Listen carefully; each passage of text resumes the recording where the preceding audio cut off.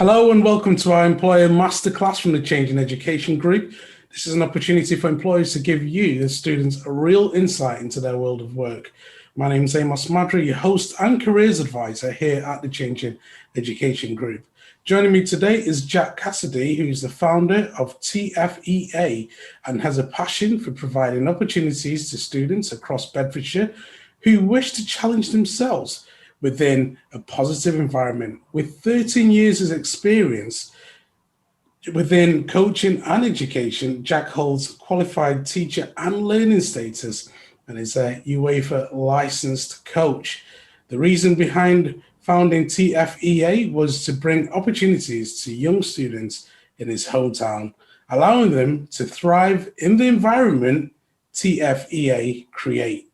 But check this out as well. Jack is also the current head coach of Swedish Division 2 side, KSF, Prespa Berlik. Jack, where'd you get the time to fit it all in? Yeah, I asked, firstly, thanks for having me. And it's a question that I ask myself a lot, but luckily we've got some really good members of staff at TFEA who are obviously continuing to run everything while I'm sort of based in Sweden. I still work some operational based stuff from over here.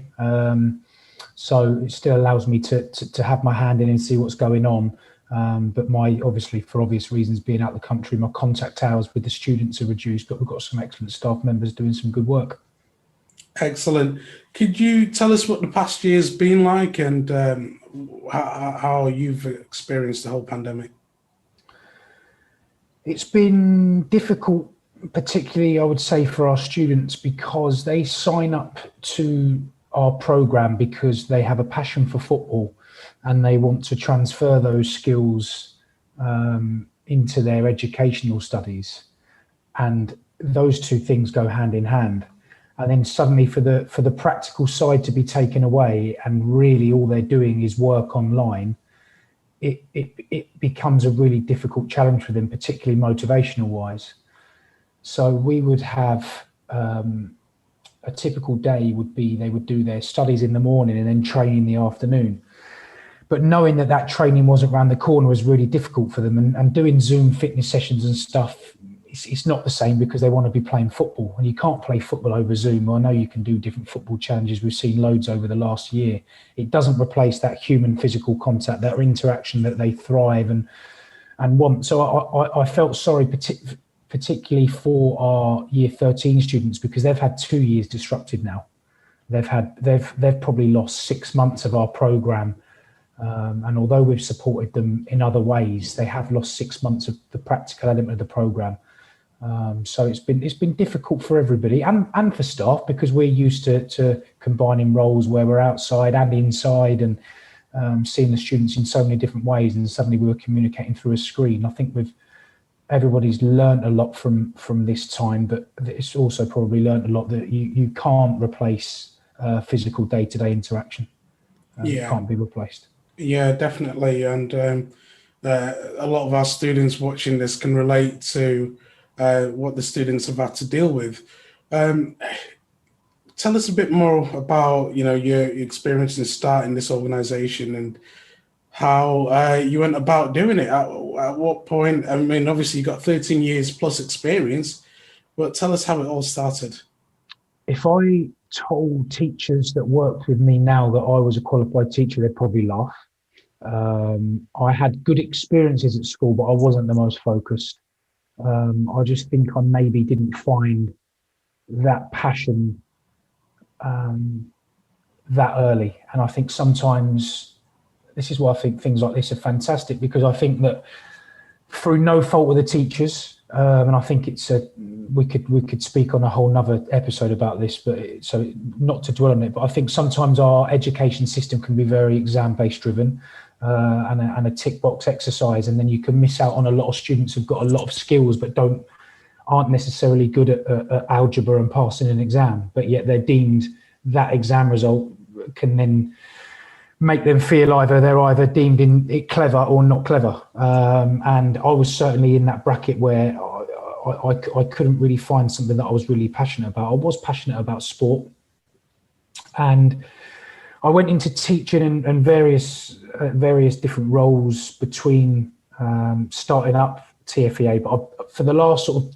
10 years, I've been involved in these types of programs where we've got your football, what we call the football and education programs.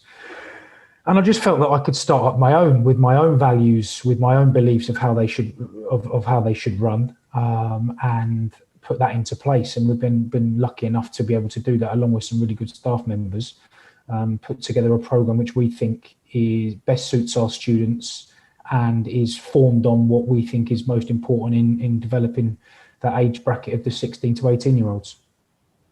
Yeah, I think you've done an incredible job, and not to undermine anything, you're very young, but what you've achieved is incredible, and I know there's still more to come. Tell us about that point where you decided that you wanted to go at this and you wanted to really give it a go, because I'm sure you were in a position where you had some secure job and you it was comfortable, but you felt the need to take that step. Tell us about that process. I was working for a football club, doing the same job, but just for the football club.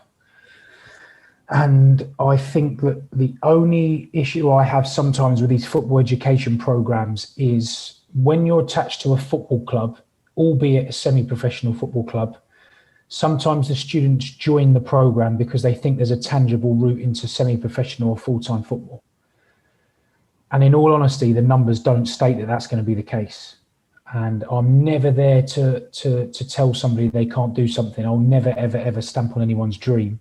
But what I will do is tell them the exact stats of, that 1% of football players that are in the academy system, and bearing in mind football education programs don't count as in the academy system, go on to make it as a professional football player. That's actually gone up. Someone told me 0.6. yeah, and it is. It's low. You're right. It is 0.6. I just rounded it up there. So,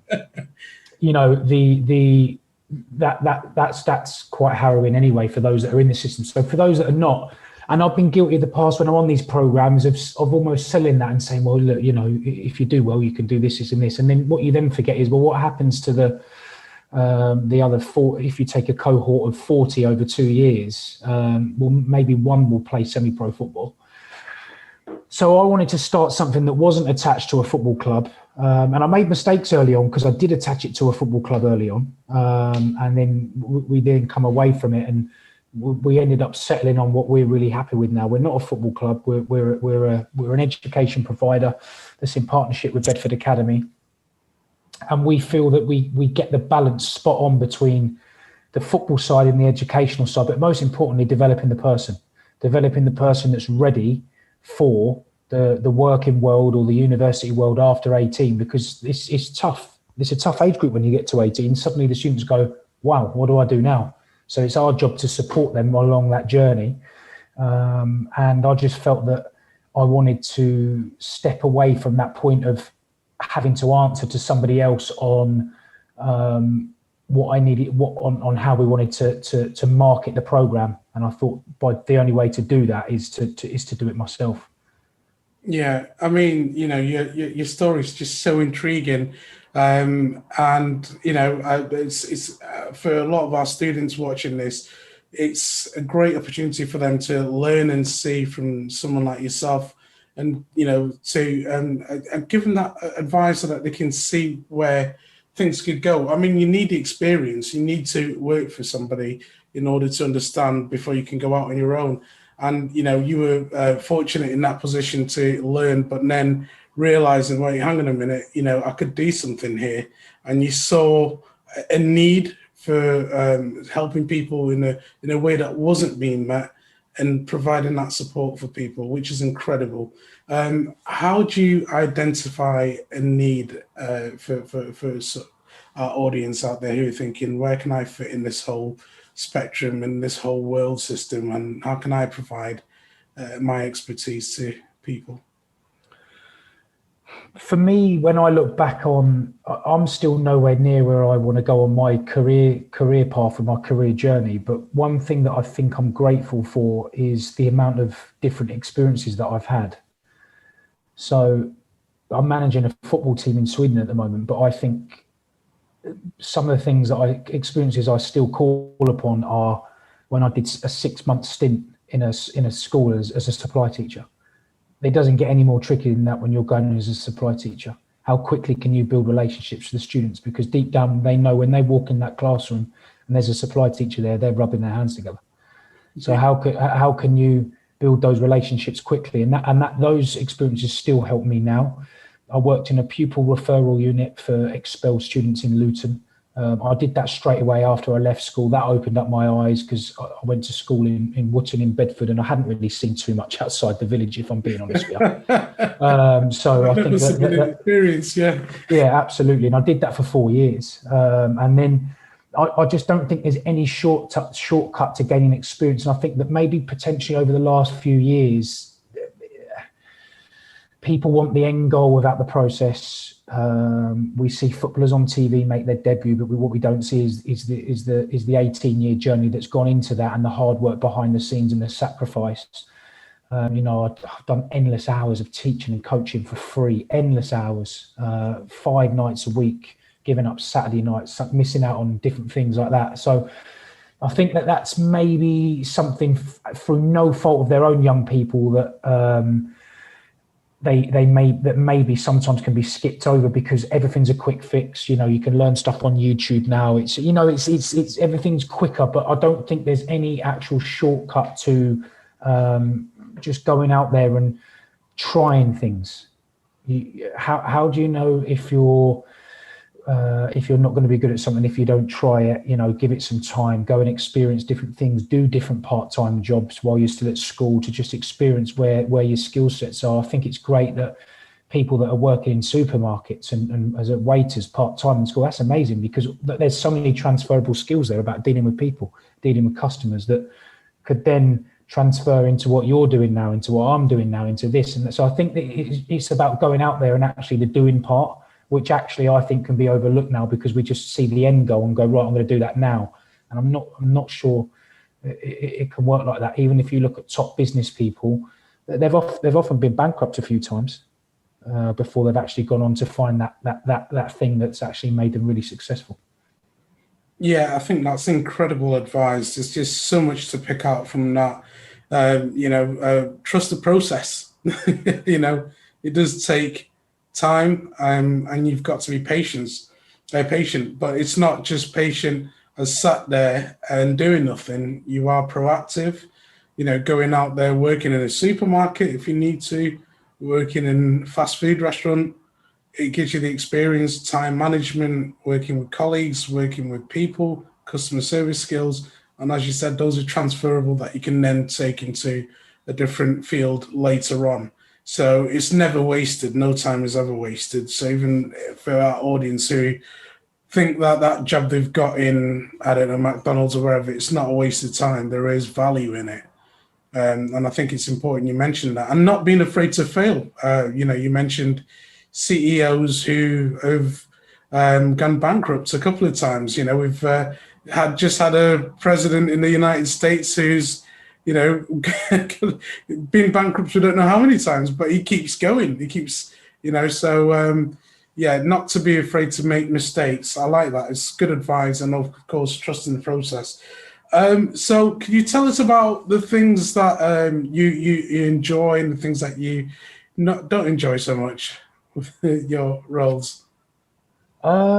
Paperwork is not one of my favorite things. But I've always appreciated that it comes with the nature of any role now. Everything just has to be documented. And I've always just taken the attitude of just making sure everything's done on time, because it then allows me to do the stuff that I do enjoy, which is the practical side of things. I love being around young people because as I've got older, it keeps me young, it keeps me on my toes. I like the laughs that they have and the interaction with students or players, whatever environment I'm in every day. And I've always just enjoyed that interaction side of getting to know people and getting the best out of people. I think it's too often we can focus on what people can't do, and rather than what they can. I think that goes back to what I said about the school system, of how sometimes it can be set up. There's probably some really good entrepreneurs in schools, but what lesson, you know, and I'm sure there is stuff out there that certain schools do as extra, but you know, is there qualifications in there that are encouraging those students with creative minds? You know, and that's the thing that we need to be giving students a platform for them to understand what they are good at, because it's so easy for them to get an exam slip at the end of their GCSE year, and they think I'm either good at something or I'm not so good at something based on what this person has marked my exam. And you know, I totally disagree with that. I say when my students join us at 16, I don't care about that GCSE result. I do because we're still linked to education. I know we have to have certain grades to get students on the right course, but I don't even look at it. Another member of staff processes that. I don't judge the student by that. I judge them by them as a human being. What are their strengths? What are their areas of development? How do we make their strengths even better? And how can we also improve on their areas of development? And I tell them that bit of paper does not define them, because I never got above a C in any of my GCSEs. I think I got about 4 or 5 C's, and I scraped through that at the very least. Yet now I'm teaching students, I'm presenting to players in coaching roles. So I think it's important to focus at school. I'm not trying to say not, but there's also, if there's other things that you are interested in, don't be afraid to pursue those. Yeah. TFEA sounds like a great place to study. It seems, you know, you open arms and happy to welcome anybody. So yeah, thank you for sharing that with us. Could you tell us what the season's been like for you with your football club, Prespa Birlik? How's it gone? We operate on a different season. So the Swedish season normally is March to October, with pre-season starting in January. So it's more of a calendar year season rather than the English football season. There was a delay in our division due to COVID-19, so the season hasn't started. We actually start a week tomorrow. So I've been in the country two months this weekend, pre-season with the players, and we are beginning our season next week. So we've got our final friendly on Tuesday, and then the season begins on Saturday. We've got an away game on Saturday. So yeah, it's been challenging. It's been difficult for numerous different reasons. Settling into a new country. It's the first time I've lived abroad.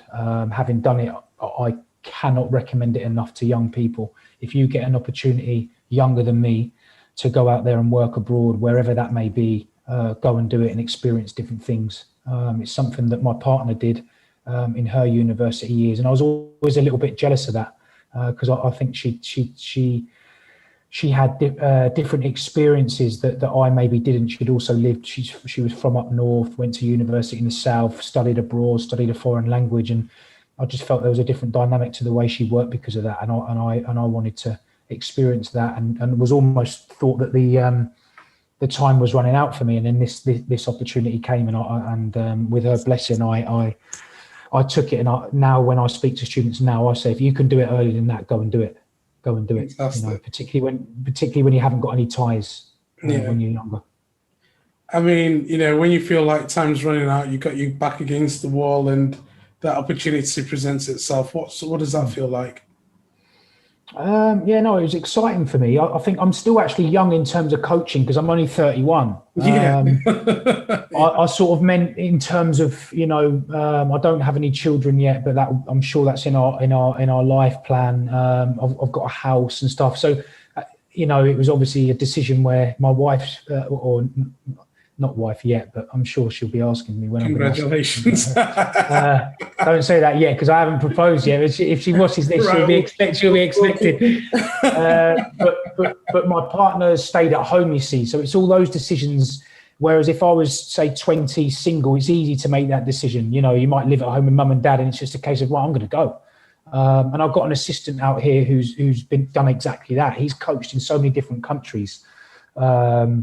And I think it's great, and I would certainly recommend young people doing that.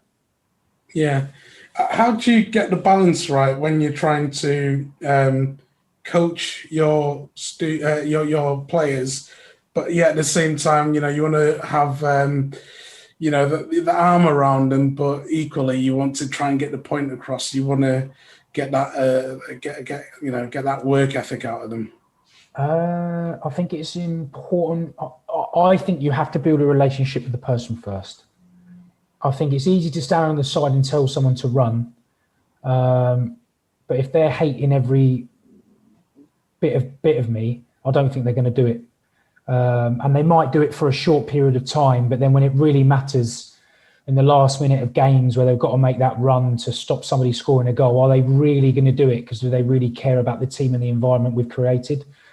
So I think it was important that I got to know the players on a personal level and built that relationship and trust that we do care about them, that we do want to provide them with an opportunity where we want to improve them as a person, as a player, and then I think the team can do well. So that's been my biggest thing. Some of them are not going to like me at different points because next week I've got to start picking teams, so I'm going to have to leave some people out. So they might not agree with my decisions, but I've always believed in being honest with people. I like to tell people the honest truth to their face. So no matter what they say, they can never lay at me that I haven't been honest with them. And then from there, I think that they then start to trust some of the decisions you make because they can tell that you care about them. And it's small things, just asking how their day was. So we actually train on a full-time schedule, but in the evenings. So Monday, Tuesday, Thursday, Friday evenings with a game on a Saturday. Half our players just play football. Half our players have jobs. And it just so happens that some of our players are teachers. It just, for whatever reason, with the makeup of our squad. And just asking them how their day is, how are lessons today, what's your biggest challenge, and just getting to know them about their jobs, about their family situation, just so you can ask little questions so they know that you do care. And I think those things are really important. Yeah, you really never hear that from coaches, and I think it's important that you share that with us. Talking to your players and asking them how the day went, showing that interest. And if you look at the best coaches, looking at Guardiola and Klopp as well, you can see they're very much people coaches. It's when they celebrate with passion with their players. And they've got that connection after the game that they're talking and, still coaching in some cases, but they know their players, they understand their players, and their players ultimately know them and know what the goal is and know what they're working towards. And as a result, they've been winning time and time again, which is difficult coming from a United fan, but you have to admit to that. And, I can see that. I can see the importance of that. And, it's great that you share that with us.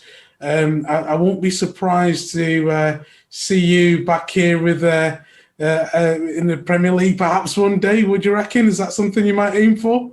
Well, I think it's always important. I want to coach at the highest level I can, in whatever capacity that may be.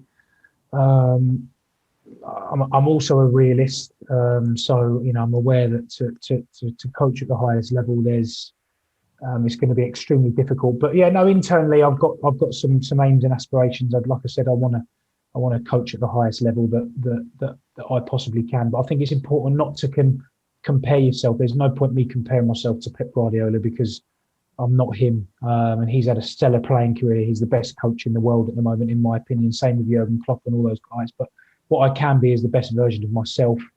And if that best version of myself ends up coaching at level X, or it might even be at the division I'm at now, then so be it. I think you mentioned earlier about trusting the process. As long as I know I've done everything in my hands to do everything the best I can in line with my values and I've worked hard, then whatever level I do reach, if that's my maximum, then I've got the best out of myself. So I think it's really important to aim high, but then also understand that my journey is my journey, and it's important not to compare it with anyone else. I love that. Great point there, Jack. Thank you. I'll only say a couple of things, of course. Roy Hodgson, Jose Mourinho, and I'll leave that there. Yeah. So, what final words would you like to leave our audience with today? I think it's important we talk about working hard a lot, and I think the biggest thing for me is there is no shortcut for getting different experiences.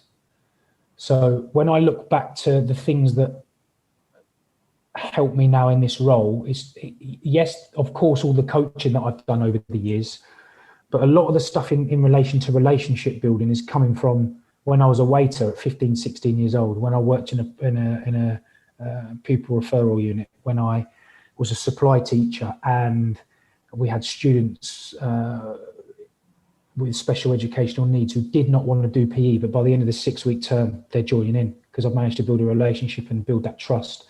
They're actually the things that I'm calling on the most now in terms of building the relationships with players here. How can I get them to trust the journey that I'm trying to take them on? How can I get them to trust that I do care about them improving as a player and as a person? So if I took a shortcut, and I look back, I'm also guilty of it, trying to run before I can walk and trying to rush the process. And I think maybe I was like, I could be a head coach 3-4 years ago. And looking back, no, I couldn't. I wasn't ready. I didn't have enough experience in it. And now I feel I'm ready to give it a go. But it's all these hours and hours and hours of endless coaching, teaching, jobs that you think are unrelated but are not. Just getting out there and mixing with different sorts of people, because you might work in McDonald's and you might work with a manager who's really, really difficult.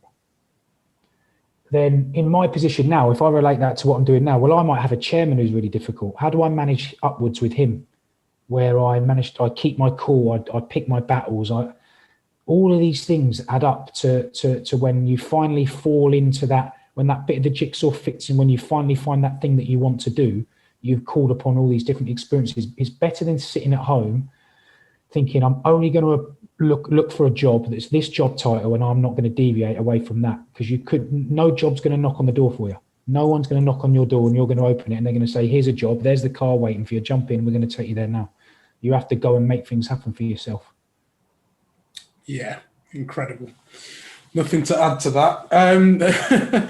Other than how can people find out more about your programs, for instance, what you do with TFEA? How can people connect? The Football Education Academy.co.uk is our website, and our Instagram is the Football Education Academy. They're the best two platforms to follow us. We've got every single bit of information on our website, and on our Instagram account, you can see what we do daily with videos and photos and everything like that. Jack, it's been an absolute joy just having you here today. Hearing your story is incredible. Thank you so much for sharing your experiences with our students here today. Thank you. Thanks, Amos. Thanks for your time.